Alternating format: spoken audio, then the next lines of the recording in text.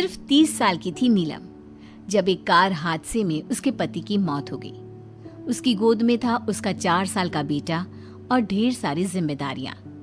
नीलम को सजने संवरने और अच्छे कपड़े पहनने का बहुत शौक था, लेकिन पति की मौत क्या हुई, नीलम की तो जैसे दुनिया ही बदल गई। मेरे बेटे को गुजरे हुए अभी 1 साल भी नहीं हुआ और तूने गुलाबी रंग का कुर्ता पहना हुआ है। तुझे अपने पति के जाने का जरा भी गम नहीं है क्या? ऐसी बात नहीं है मम्मी जी, लेकिन पूरी जिंदगी सिर्फ रोकर तो नहीं गुजारी जा सकती ना। तो क्या करेगी? पार्टियां मनाएगी? अरे एक तो मेरा बेटा मर गया और तुम्हें कोई फर्क ही नहीं पड़ता। मम्मी जी, मेरा भी पति गया है और इस बात से मुझे कितना फर्क पड़ता है मैं आपको बता भी नहीं सकती। लेकिन अगर मैं रोती हूँ तो मेरा 4 साल का बेटा बहुत रोता है, अपने पापा को याद करता रहता है। उसे दिखाने के लिए ही सही मेरा ठीक से रहना बहुत ज़रूरी है। कुछ दिनों के बाद, मम्मी जी मैं नौकरी करना चाहती हूँ। लेकिन उसकी क्या जरूरत है? यहाँ घर में रह रहकर मेरा दम घुटता है। पूरा दिन मुझे अपने पति की याद आती है। कुछ देर के लिए ही सही घर से बाहर जाऊंगी तो शायद कुछ अच्छा लगे। ठीक है, जैसा तुम्हारा मन करता है वैसा करो, लेकिन ध्यान रखना ये ज्यादा चटक मटक रंगों के कपड़े पहनकर घर से बाहर जाने की जरूरत नहीं है, वरना दुनिया हमारे बारे में बातें करेंगी। अपनी सास की बात मानकर नीलम सफेद रंग के कपड़े पहनकर ऑफिस जाना शुरू कर देती है। ऑफिस में नीलम की एक सहेली बनती है दिव्या। नीलम, तुम हमेशा ये सफेद कपड़े पहनकर क्यों आती हो? दिखने में इतनी सुंदर हो, जॉब करती हो, तुम्हें अच्छे से रहना चाहिए। तुम्हें तो पता ही है, 1 साल पहले मेरे पति की मौत हो गई और इसीलिए मेरे ससुराल वालों ने कहा है कि मुझे सिर्फ सफेद कपड़े ही पहनने चाहिए, वरना लोग मुझे गलत समझेंगे। लोगों के हिसाब से तो अपनी जिंदगी जीना ही गलत है, लेकिन तुम कब तक ऐसे रहोगी? जो हो गया उसे भूल जाओ। मेरा भी बहुत मन करता है कि तुम लोगों की तरह रंगीन कपड़े पहनूं, अच्छे कपड़े पहनकर तैयार होकर रहूं, लेकिन फिर मोहल्ले वाले और रिश्तेदार मेरे बारे में उल्टी सीधी बातें बनाने लगते हैं। देखो, तुम जॉब करती हो, तुम्हें लोगों की बातों की परवाह नहीं करनी चाहिए। अगले दिन नीलम जाने के लिए तैयार होती है और रंगीन कपड़े पहन लेती है। ये देखकर नीलम की सास को गुस्सा आ जाता है। देखो बहू, तुम्हें समझाया था ना, अब तुम विधवा हो, तुम्हें ऐसे रंगीन कपड़े नहीं पहनने चाहिए। मम्मी जी, अगर मेरे पति की मौत हो गई तो इसमें मेरी क्या गलती? और सफेद कपड़े पहनने से आखिर क्या हो जाएगा? क्यों नहीं पहन सकती मैं रंगीन कपड़े? क्योंकि सफेद रंग विधवाओं के लिए बना है और तुम्हें रंगीन कपड़े पहनने का अब कोई हक नहीं है। तभी वहां पर नीलम की सहेली दिव्या आ जाती है। वो नीलम की सास की सारी बातें सुन लेती है। आंटी जी, विधवा होने का मतलब ये तो नहीं कि इंसान अपनी जिंदगी जीना छोड़ दे और रंगीन कपड़े पहन लेने से क्या हो जाएगा। एक विधवा लड़की बाकी के सारे काम तो करती है ना, खाना खाती है, घर के काम करती है, फिर रंगीन कपड़े क्यों नहीं पहन सकती? वो इसलिए ताकि विधवा होने के बाद किसी दूसरे आदमी की नजर में ना आए। अरे रंगीन कपड़े पहनेगी तो सुंदर लगेगी, फिर कल को आकर कहेगी मुझे दूसरी शादी करनी है, तब हम क्या करेंगे? हाँ तो ठीक है ना, इसमें गलत क्या है? एक विधवा को अपनी जिंदगी जीने का पूरा अधिकार होता है, नीलम को भी है। चलो नीलम, तुम यही कपड़े पहनकर मेरे साथ चलो। नीलम रंगीन कपड़े पहनकर अपनी सहेली दिव्या के साथ ऑफिस चली जाती है। कुछ इसी तरह दिन बीतने लगते हैं, लेकिन अब पति के जाने के बाद नीलम बहुत उदास रहने लगी थी। क्या बात है, तुम इतनी उदास क्यों रहती हो? देखो, नए दोस्त बनाने चाहिए, लोगों से बात करनी चाहिए। तुमने देखा ना, कितनी मुश्किल से सफेद रंग के कपड़ों से मुक्ति मिली है, और अब रंगीन कपड़े पहनूंगी, दोस्त बनाऊंगी तो समाज मुझे वैसे ही जीने नहीं देगा। इस मामले में तुम्हें समाज की परवाह नहीं करनी चाहिए नीलम। लोगों का काम क्या है? बातें बनाना ही तो है। कुछ दिनों के बाद नीलम के ऑफिस में एक लड़का आता है। उसका नाम अमर था। वो धीरे धीरे नीलम को पसंद करने लगता है और एक दिन वो नीलम से कहता है, नीलम, तुम मुझे बहुत अच्छी लगती हो, मैं तुमसे शादी करना चाहता हूँ। लेकिन अमर, मैं एक विधवा हूँ और मेरा 4 साल का एक बच्चा भी है। मैं तुमसे शादी नहीं कर सकती। मुझे तुम्हारे विधवा होने से कोई फर्क नहीं पड़ता। मुझे तुम एक अच्छी इंसान लगी और इसीलिए मुझे तुमसे शादी करनी है। लेकिन मुझे मेरी फैमिली से इस बात की परमिशन कभी नहीं मिलेगी। तुम उसकी चिंता मत करो, मैं तुम्हारे घर आकर बात करूंगा। कुछ दिनों के बाद अमर नीलम के घर पहुंचता है। नमस्ते आंटी जी, मैं अमर हूँ। मैं आपकी बहू नीलम से शादी करना चाहता हूँ। मुझे तो पहले से पता था।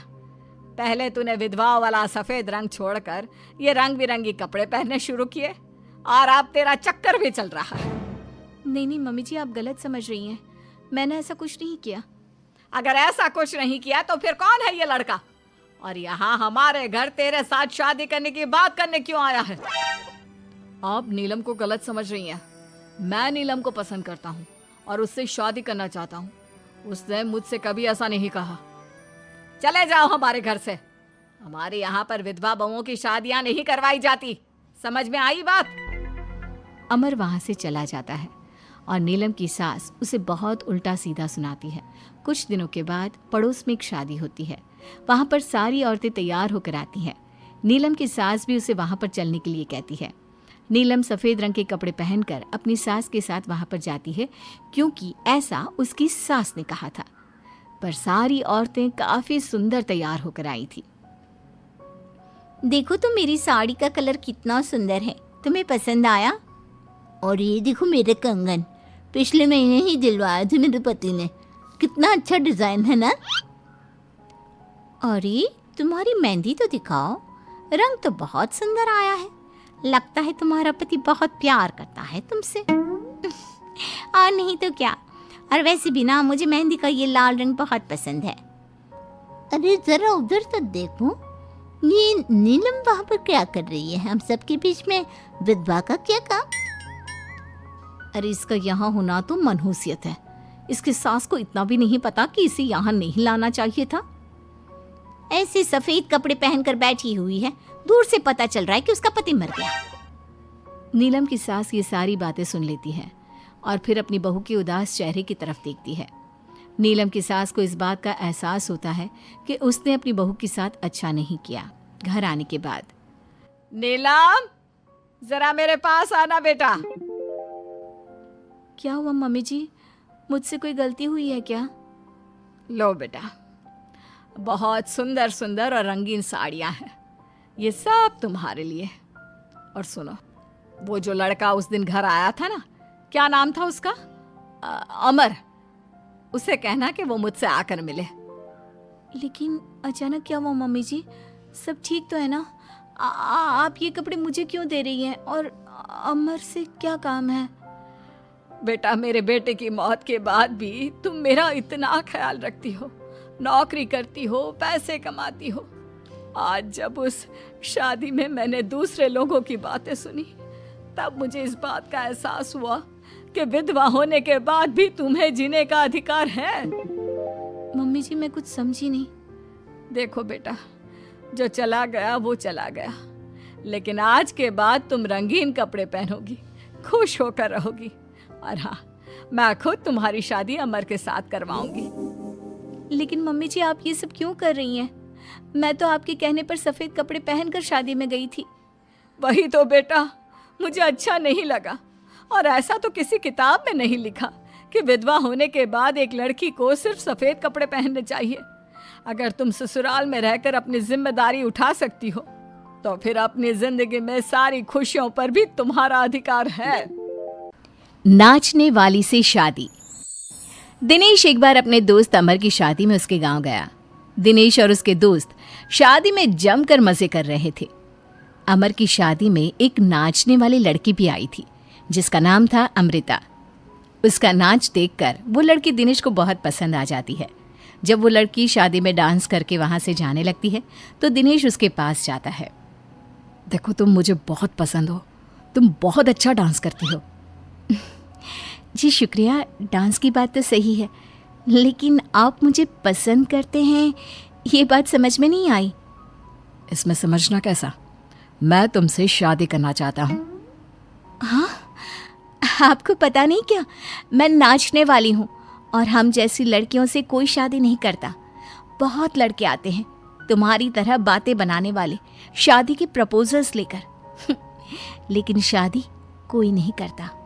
कौन करेगा मुझसे शादी?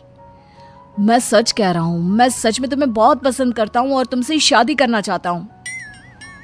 मुझे तुम्हारी बात पर बिल्कुल भरोसा नहीं। अगर तुम सच में मुझसे शादी करना चाहते हो तो अपने माँ बाप को साथ में लेकर आना। मैं तुम्हें यहीं इसी गांव में मिलूंगी, ये मेरा पता है। शादी होने के बाद दिनेश अपने घर लौट आता है। अपनी माँ के पास जाकर कहता है, माँ, मैं अमृता नाम की एक लड़की को बहुत पसंद करता हूँ, उससे शादी करना चाहता हूँ। अरे बेटा, लेकिन ये अमृता है कौन? किसकी बेटी है? कैसा घर बार है, कुछ बताओ भी। बस सीधे आकर शादी की बात कर रहे हो। वो क्या है ना, वो लड़की एक नाचने वाली लड़की है। मेरे दोस्त अमर की शादी में मैंने उसे नाचते हुए देखा था। क्या? नाचने वाली लड़की? नहीं नहीं नहीं, नाचने वाली लड़की को हम अपने घर की बहू नहीं बना सकते।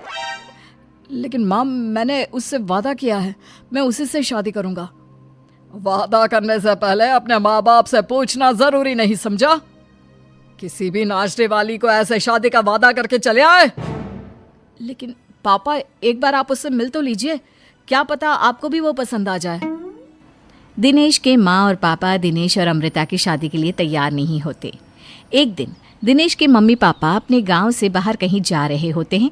तभी अचानक से एक गाड़ी वाला दिनेश के पापा के स्कूटर को टक्कर मारकर चला जाता है। दिनेश के मम्मी और पापा दोनों सड़क पर घायल होकर गिर जाते हैं। तभी वहाँ अमृता आती है। अरे अंकल आंटी, आपको तो बहुत चोट लगी है, चलिए मैं आपको हॉस्पिटल लेकर जाती हूँ। अमृता दिनेश की मम्मी और पापा को हॉस्पिटल में एडमिट करवा देती है और उनका ख्याल रखती है।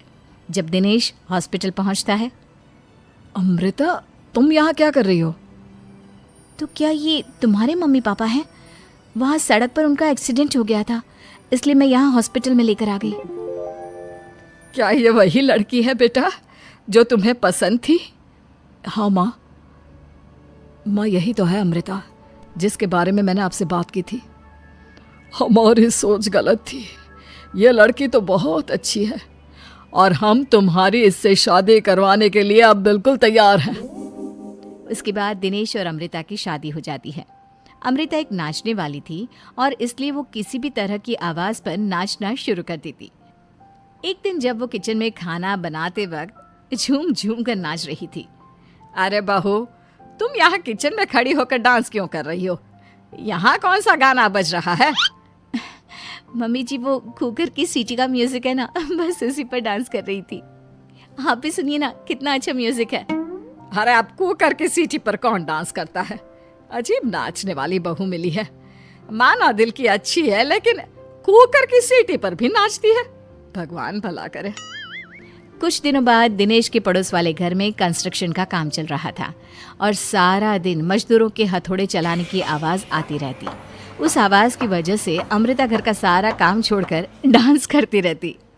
ये देखकर दिनेश के पापा कहते हैं, बेटा, तुम नाचने वाली बहू तो ले आए, लेकिन ये तो हथौड़ों की आवाज़ पर भी डांस करती है। और बेटा, अपने घर का काम बिल्कुल छोड़ दिया है। सारा दिन बस मजदूरों के औजारों की आवाज़ पर डांस करती रहती है। कल मैंने एक गिलास पानी मांगा था तो मुझसे कहती है, पापा बाद में देती हूँ, अभी तो डांस कर रही हूँ मैं, डिस्टर्ब मत करो। माँ पापा, आपकी बात सही है। अमृता के ऊपर तो डांस करने का नशा कुछ ज़्यादा ही सवार हो गया है। लगता है इसके पुराने काम का भूत इसके सिर में फिर से घुस गया है। अरे लेकिन बेटा, हम क्या करें? अब ये पूरा दिन इसी तरह नाचती रहेगी तो कुछ अजीब नहीं लगेगा? एक दिन दिनेश और उसका परिवार जंगल में पिकनिक मनाने जाने का प्लान करता है। दिनेश, उसकी पत्नी अमृता और माँ बाप चारों मिलकर जंगल में पिकनिक मनाने पहुंच जाते हैं। लेकिन तभी वहां पर जंगल के लोग उन्हें घेर लेते हैं। अरे क्या मुसीबत है ये? कौन है ये लोग? ये तो हमें जिंदा जलाकर खा जाएंगे, अब हमें कौन बचाएगा? सही कहती हूँ माँ, ये तो जंगली लोग हैं, ये हमें जिंदा नहीं छोड़ने वाले। अरे, डरने से बेहतर होगा कि हम अपने आप को बचाने का कोई उपाय सोचें। तुम्हारा क्या है, तुम तो नाचने लग जाओगी। तुम्हारा दिमाग भी काम करता है और तुम्हारे तो पैर भी काम करते हैं। अरे माँ, ये लड़ने का वक्त नहीं है, हमें कुछ सोचना पड़ेगा। अब सोचने से कुछ नहीं होने वाला, ये जंगल के लोग हमें पका कर खा जाएंगे। वो जंगली लोग दिनेश और उसके परिवार के हाथ पैर बांधकर उन्हें मारने की तैयारी करने लगते हैं, लेकिन उससे पहले वो आग जलाकर जोर शोर से नाचते हैं। उन्हें नाचता देखकर अमृता के अंदर की नर्तकी भी बाहर आ जाती है और वो पेड़ से बंधे बंधे ही जोर जोर से अपने पैरों से ठुमके लगाने लगती है। तभी एक जंगली बोल पड़ता है, लड़की, तुम यहाँ पेड़ से बंधे बंधे क्यों नाच रही हो? क्योंकि मुझे तुम जंगलियों से ज्यादा अच्छा डांस करना आता है। अरे जाओ जाओ, हम जितनी तेज डांस करते हैं उतना तो तुम कर ही नहीं सकती। लगा लो शर्त। अच्छा ठीक है, लगी शर्त। अगर तुमने हमसे ज़्यादा अच्छा और तेज डांस किया तो हम तुम्हारे परिवार को जिंदा छोड़ देंगे। और अगर तुम हार गई तो हम तुम सबको जिंदा जलाकर खा जाएंगे। अच्छा ठीक है, मुझे तुम्हारी शर्त मंजूर है। अब बजाओ तुम्हारा जंगली ढोल, देखते हैं कौन कितना डांस करता है। वो जंगली लोग जोर जोर से ढोल बजाकर नाचना शुरू कर देते हैं। दिनेश और उसका परिवार उनके नाच की स्पीड देखकर दंग रह जाता है। अमृता भी उनके साथ बराबर से नाचने की कोशिश कर रही थी। धीरे धीरे अमृता ने अपने डांस की स्पीड को कम कर दिया। क्या हुआ, हवा निकल गई तुम्हारी? बढ़िया है हमसे जीतने वाली। बस 1 मिनट रुक जाओ, तुमको तो मैं अभी बताती हूँ। अब तक अमृता धीरे धीरे नाच रही थी ताकि वो सारे जंगली थक जाए और अमृता बाद में जोर जोर से डांस करके उन्हें हरा दे। और ऐसा ही हुआ। अमृता ने अब तेज स्पीड से नाचना शुरू कर दिया। सारे जंगली अब तक थक चुके थे। देखा, अब पता चला कौन ज्यादा अच्छा और तेज नाच सकता है। हाँ हाँ, तुम ही हमसे ज़्यादा अच्छा और तेज डांस करती हो। हमने मान लिया, बहुत थक गए, बस भी करो। अरे अभी कहाँ से बस करो, तुम कहो तो मैं दिन रात लगातार नाच सकती हूँ। हम तुम्हारे आगे हार मानते हैं, तुम अपने परिवार को लेकर यहाँ से चली जाओ। देखा माँ, आज नाचने वाली बहू ने हम सबकी जान बचा ली। शंकर, आज मैं पड़ोस में श्याम जी के यहाँ सत्संग में जाऊंगी। पता नहीं नीरा कहाँ रह गई। माँ, वो बाजार गई है, आती ही होगी। अच्छा ठीक है, चलती हूँ। तुम बहू से कह देना मुझे आने में देर हो जाएगी। अच्छा माँ, कह दूंगा। प्रोमिला जैसे ही जाती है, उसकी थोड़ी देर बाद शंकर की पत्नी नीरा आ जाती है। नीरा, इतनी देर कहाँ लगा दी? माँ तुम्हारा इंतजार करके अभी श्याम जी के यहाँ गई हैं। अरे बस बाजार में देर हो गई थी। अच्छा सुनो, मैं जल्दी से एक बात बता दूं, आपका भाई सुरेश ना एक लड़की से प्यार करता है। हैं? तुम्हें कैसे पता? अरे मुझे उसी ने बताया है, वो उससे शादी करना चाहता है। बस आप किसी तरह माँ से बात कर लो। अब देखो नीरा, वो अपनी बात माँ से खुद कर लेगा, हमें बीच में नहीं पड़ना चाहिए। अरे भाई, आप ऐसा ना कहो। पीछे से सुरेश अपने कमरे से आते हुए कहता है। अरे शंकर, तुम तो जानते ही हो माँ का स्वभाव। अरे पर भाई, मैं उस लड़की को बहुत चाहता हूँ। प्रोमिला कमरे में आते ही सुरेश की बात सुन लेती है। किसकी बात हो रही है? अब माँ, आप जल्दी आ गई। हाँ, मेरा वहां बैठने का मन नहीं कर रहा था, अब समझ में आ रहा है। तो ये बात है। माँ, मैं निधि से प्यार करता हूँ, मैं आपको बताने ही वाला था। कब? जब 7 फेरे हो जाते तब? अरे नहीं नहीं माँ। देख सुरेश, तेरे बड़े भाई की शादी मैंने अपनी पसंद से कराई। बता क्या कमी की? क्यों रे शंकर, तुझे कोई शिकायत है? नहीं नहीं माँ, पर अगर सुरेश को कोई लड़की पसंद है तो क्या इसकी पसंद की लड़की ले आऊं? अरे क्यों ले आऊं मैं? ठीक है माँ, फिर मैं जा रहा हूँ, संभालो अपने घर को। अरे सुरेश, तुम होश में तो हो?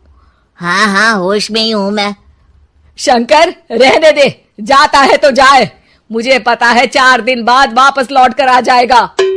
माँ, आप अपनी जिद छोड़ दो ना, अब जमाना बदल गया है।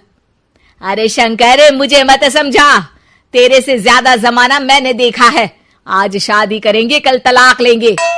माँ, हमारा सुरेश ऐसा नहीं है, फिर आप उस लड़की को एक बार देख तो लो। अरे भाई, इनसे तो कुछ भी कहना बेकार है। मैं कल ही अपने लिए कोई किराए का कमरा देख लूंगा। सुरेश, रिश्ता तोड़ना आसान होता है, लेकिन उसे निभाना उतना ही मुश्किल। अपने बड़े भाई से कुछ तो सीख। माँ, चलिए ना एक बार निधि को देख लेते हैं। हाँ माँ, नीरा सही कह रही है। अच्छा ठीक है, पर देख लो, अगर लड़की मुझे पसंद नहीं आई तो क्या सुरेश फिर भी हमें छोड़कर चला जाएगा? अरे माँ, पहले देखने तो चलते हैं। सुरेश, चल माँ से माफी मांग और कसम खा कि अब कभी घर छोड़ने की बात नहीं करेगा। सुरेश माँ की पैर छूता है और माँ प्यार से उसे गले लगा लेती है। अगले दिन सब निधि को देखने के बाद घर लौट कर आते हैं। माँ बताओ तो, कैसी लगी निधि आपको? अब मुझको निधि पसंद है। सुरेश, अब बता, माँ को तो लड़की पसंद आ गई है, क्या तू अलग घर बसाएगा? सुरेश शर्मिंदा हो जाता है। बस करो भाई, कल माफी मांग तो ली थी ना, आइंदा कभी घर छोड़ने की बात नहीं करूंगा। सब हंसने लगते हैं।